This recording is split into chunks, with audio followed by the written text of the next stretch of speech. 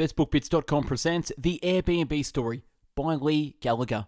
This is a remarkable behind-the-scenes story of the creation and growth of Airbnb, the online lodging platform that has become, in under a decade, the largest provider of accommodation in the world. At first, just the wacky idea of co-founders Brian Chesky, Joe Gebbia, and Nathan Blecherczyk. Airbnb has disrupted the $500 billion hotel industry, and its $30 billion valuation is now larger than that of the Hilton and close to that of the Marriott. Airbnb is beloved by millions of members in its host community and the travelers they shelter every night. And yet, even as the company has blazed such an unexpected path, this is the first book solely dedicated to the phenomenon of Airbnb. Fortune editor Leigh Gallagher explores the success of Airbnb along with the more controversial side of its story. Regulators want to curb its rapid expansion, hotel industry leaders wrestle with the disruption it has caused them, and residents and customers alike struggle with the unintended consequences of opening up private homes for public consumption.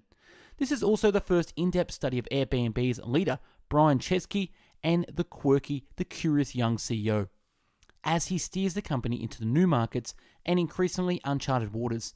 The written and audio summary can be found on our website, bestbookbits.com. So without further ado, I bring the book summary of The Airbnb Story. Airbnb tapped into something greater than low prices and an abundance of available inventory. It offered an experience that was special and different. It also opened up access to different kinds of neighborhoods than traditional tourist zones. Founders: Brian Chesky, most strikingly evolution since he lacked specific industry knowledge and tech skills, developed a couple skills that were critical to his growth as a leader. Number one, knack for ring leading dating, back to his college days. And number two, near pathological curiosity plus vicarious reader. His solution to acquire the rest of the tools he needed was to basically hack leadership by seeking out help from a series of expert mentors. Joe Gebbia, design disruptor with bold ideas and the knack for entrepreneurialism, attended Rhodes School Island of Design together. Nathan Blecherczyk, gifted engineer. Origins, ICSID/IDSA World Congress. Design Conference was coming to San Francisco. Brian and Joe knew hotel and breakfast website, emailed design blogs and the conference organizers to ask them to help promote, and booked 3 guests, professional designers on a budget. First guest said, "It was a hack from both our sides. I was trying to hack and go to the conference, and they were trying to hack and make rent. It was like a perfect match." Originally, Concept existed as a resource for finding rooms during sold-out conferences across the country. Went to launch at South by Southwest that year. If you launch and no one notices, you keep launching. We kept launching and people kept writing about it. We thought we'd just keep launching until we got customers. Brian Chesky. Keep refining their vision. Broader vision came into focus. Website where booking a room in someone's home would be as easy as booking a hotel. But this meant they had to build a sophisticated payment system. Investors thought the idea of renting out space to strangers was totally weird and unbelievably risky. They were put off by Brian and Joe's art school background. They thought they lacked the technical DNA. 2008 launched their site for a third time and targeted the Democratic National Convention with hype around Obama and a massive shortage of housing in Denver for the event, ran into issues with supply shortage. Afterwards, they were desperate for funds, launched fictitious brands of cereal called Obama O's and Captain and McCain's. It worked. Obama O's sold out in 3 days, were being resold for as much as $350 a box. They had made less than $5,000 from their core business and somewhere between $20,000 and $30,000 from selling cereal. Y Combinator. If you can conceive people to pay $40 for a $4 box of cereal, you can probably convince people to sleep in other people's airbeds. Maybe you can do it. Paul Graham. Paul Graham taught them 2 important lessons. Number 1, it's much better to have 100 users who love you than 1 million users who sort of like you. Number 2, go to your users. They end up flying to New York and going door to door. By going to their users in New York, they identified 2 major pain points: trouble pricing properties and photos. They decided to send professional photographers to each host home at no charge. At first, they were doing the photos themselves. Meeting directly with their users is also what gave them the idea to add the option for people to rent out their entire residence and nick the breakfast requirement. If you are successful, it will be the hardest thing you'll ever do. I think hiring your first engineer is like bringing in DNA to your company. Hacking growth. Built backdoor into Craigslist to repost their listings on there. Airbnb's business is fundamentally above leveraging a network effect. The more people who list, the more appealing it is to travelers. The more travelers who use it, the more appealing it is to the host. Figuring out how to get the right listings in front of the right people was and remains a complicated process. Every listing is unique, not just in its look, feel, location and price, but also in its availability, its host, and its host's set of rules and preferences. During the first internet boom, a trio of brothers in Germany, Mark Alexander and Oliver Samwer, started making a living taking the idea of the most successful US tech startups and cloning them abroad, then selling them back to the original company. Wimdu was the Airbnb equivalent. When they reached out asking if Airbnb was interested in buying them, the advisors to Airbnb all gave different opinions.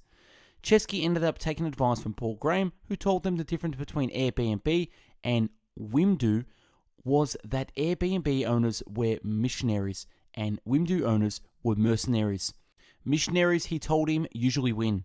Decided not to buy for the above reason, also because he didn't want to absorb the Wimdu employees and thought best revenge would be to force the Semele Brothers to actually run the company they had no interest in running.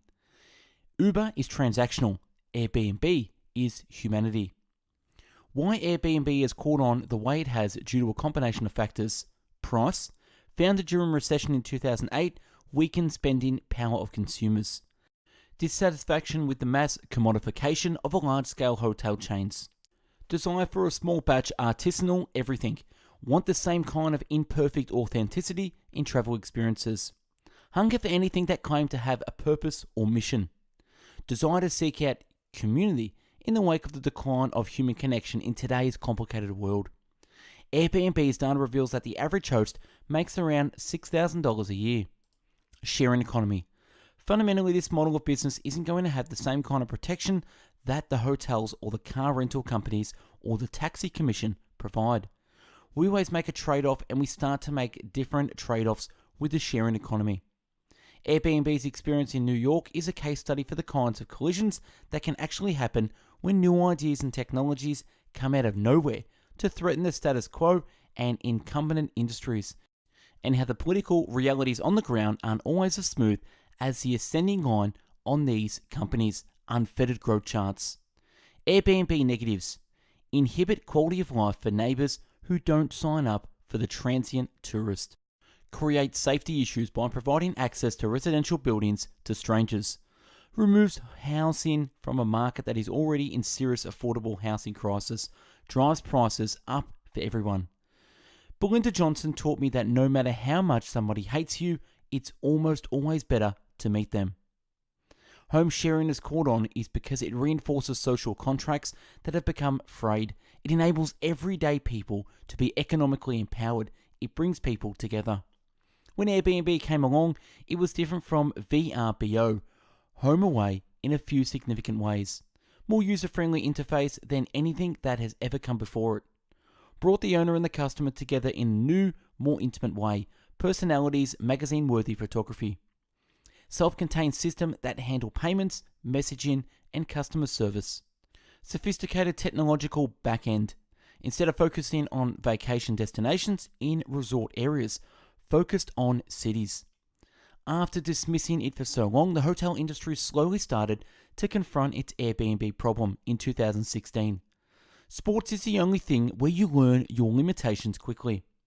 The survival of a tech company depends on a willingness to branch into new categories. And that's a wrap on the book summary of the Airbnb story. Check out a YouTube channel with over 450 book summaries uploaded previously. Subscribe to the channel for more videos to come. Like the video and comment on what you think. Also, check out our website, bestbookbits.com, with over 450 written book summaries to read and download in the PDF version in video categories from biographies, business and marketing, habits, health, leadership, money, personal development, philosophy, psychology, real estate, relationships, sales, spirituality, success, and time management. If you're into the audio version, check out mixcloud.com/bestbookbits for over 450 audio book summaries to listen to at your pleasure. And last, follow us on Instagram for daily motivational quotes and book summaries. Thanks for watching and listening. Hope you got something from this. Go out there, have a great day. Thanks for watching. Take care. Bye-bye.